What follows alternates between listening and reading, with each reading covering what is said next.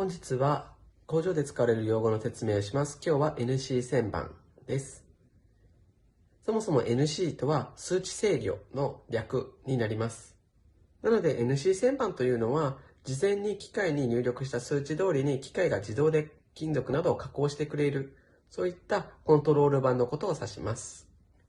人の手で加工するのではなく、プログラム通りに機械が加工してくれるので、正確に製品を作ることができます。詳しく知りたい方は概要欄にある公式 LINE よりお問い合わせください。それではバイバイ。